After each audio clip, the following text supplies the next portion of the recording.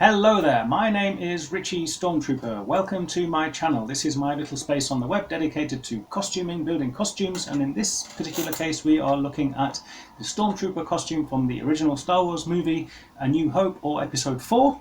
In this particular video we are looking at the concept of cover strips, how to make your cover strips, which are going to be an important part, an important component of building your armour and the assembly of the armour.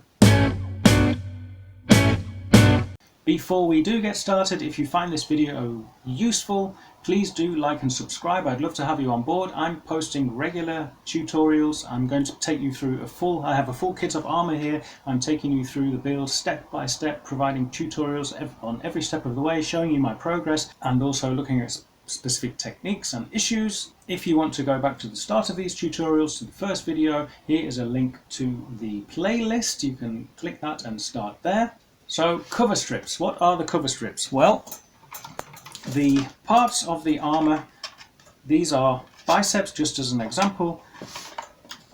When these are cut properly to shape, they will be cut so that they are joined flush. It will be a butt joint, there will be no overlapping. So we have two edges that meet there, like so.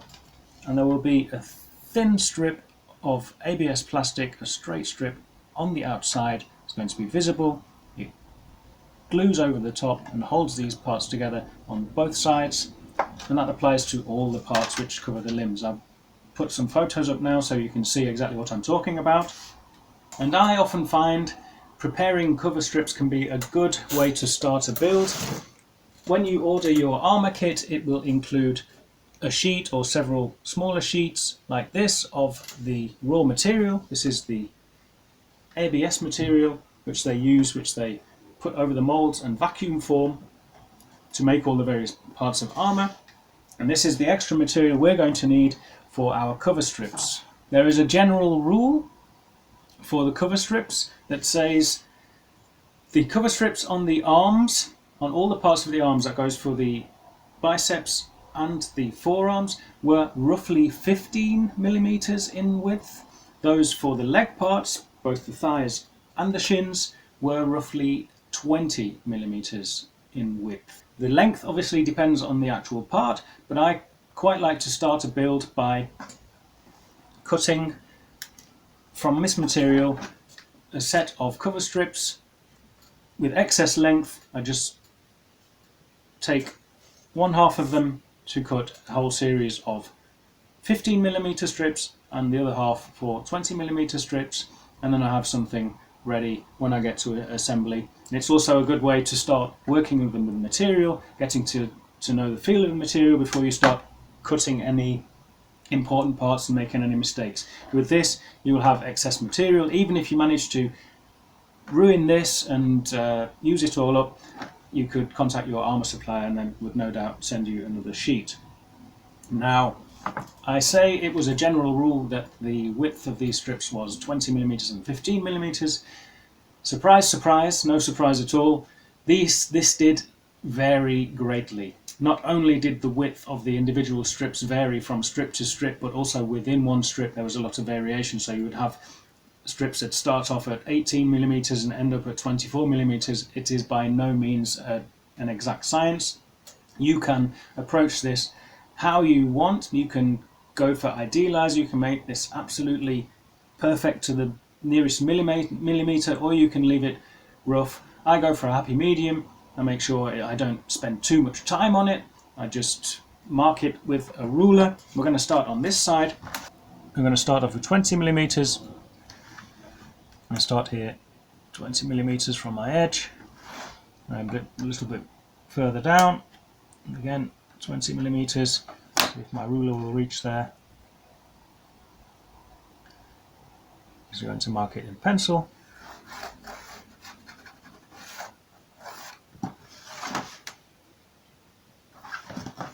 Measure that again here,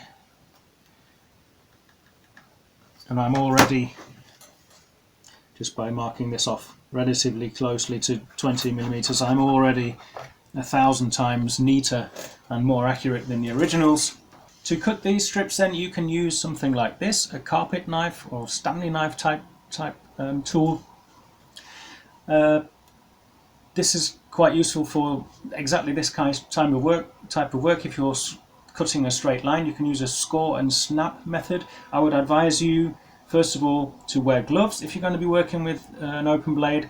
I'm a bad example, I'm not going to in this video, but this is not generally the way I like to work. Also, a good steel ruler would be a lot better than my wooden one. This is going to do for now. I basically put my ruler along the line that I want to cut. I press gently on the line with my knife, just enough pressure to cut a little way into the material, and I score it down the line. I can repeat that, make it a little bit deeper. We're not going to come out the other side. We're not even probably going to go much further than halfway. And that will probably now snap along that line. As you see, there you go, comes across, and it's a nice neat straight line. Now, to be honest, I often use my shears. I don't really see this as being the type of job you could do with a Dremel. I imagine you could if you really like it. They've got those kind of flat saw type things, you could go all along the line. The score and snap method does seem to be very popular and it is effective, but I'm happy using these big shears. This is where they come in handy, but I have these with a big, longer straight blade, and I'm just as happy. I'm probably safer using this. And it probably gives me a more screen accurate look in the end, and as far as it leaves me with a slightly jagged edge. We can obviously clean that up a little bit. We don't want bits standing up, sticking out, and sand the edge a little bit.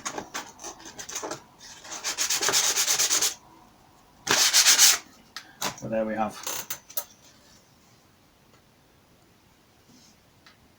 the first 20mm cover strip. There's a thigh piece.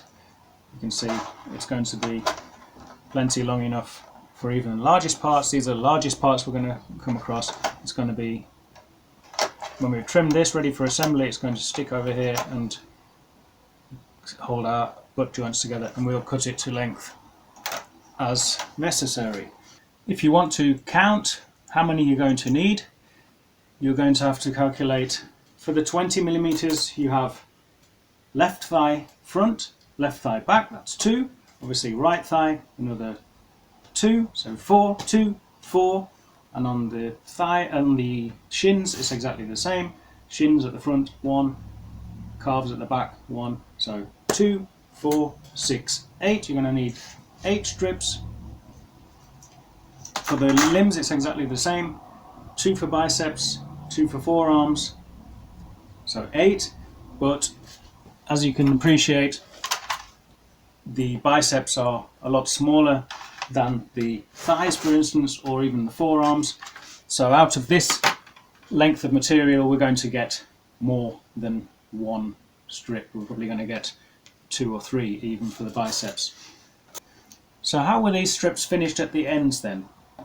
Well, we're going to sand down the edges roughly, first of all, just to get off any really jaggedy pieces. Doesn't need a lot of work, to be honest.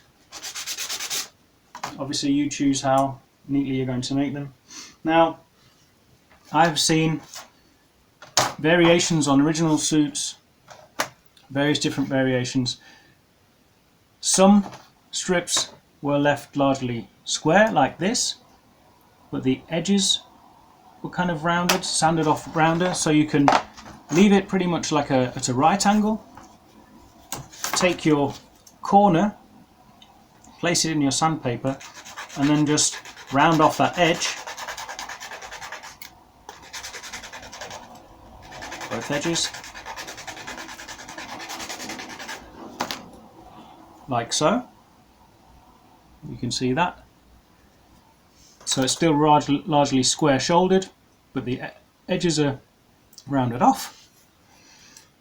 But then again, I've also seen pieces that were completely rounded, so you can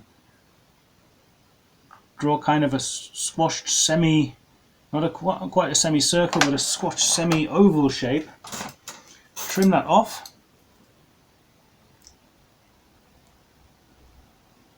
Again, like everything, use the references. Join the forum, whitearmour.net, 1st Imperial Stormtrooper Detachment. Look at the reference libraries, check the original parts, check out what different versions you like, keep them all the same, vary it throughout the armour as you see fit. Each armour had lots of different ways of, lots of different appearances of cover strips on them. This is just another variation. I'm going to show you all the ones that I know. So there you have a kind of rounded finish, square versus rounded. You see it's not perfect. You can make that as idealized and perfect as you like.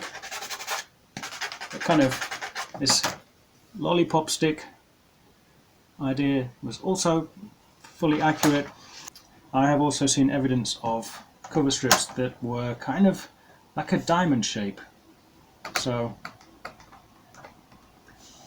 mark a cut some way in from the corners, take your shears, cutting inside the line. I think my line is a little bit excessive, cutting just inside,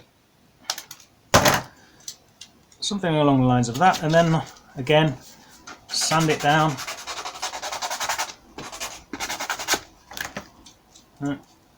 Plenty of evidence that there are also cover strips shaped like that at the end. It's up to you.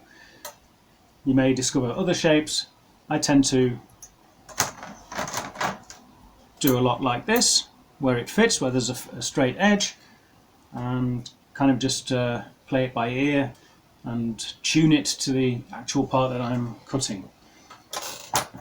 Obviously that's probably something you're going to want to do when you come to assembling this specific part.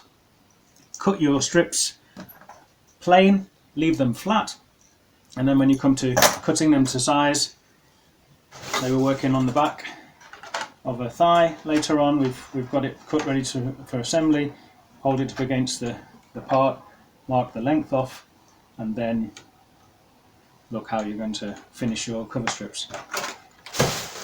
But I find that quite a relaxing thing to do. Cut out 8 of each size, maybe 6 to 8 depending.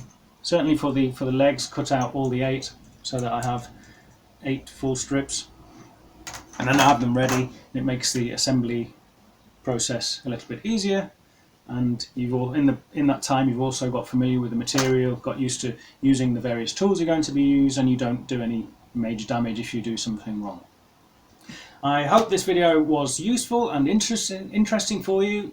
If so, please do like and subscribe. As I say, this is one tutorial in a series. I will be publishing regular videos, hopefully 2 per week, at least 1 per week whilst I am building this armour. You can see exactly what I have posted already by clicking the link down below to the playlist, or just searching the channel for the playlist for Stormtrooper tutorials. That's all for this time. I hope it was useful for you. As I say, until next time, take care.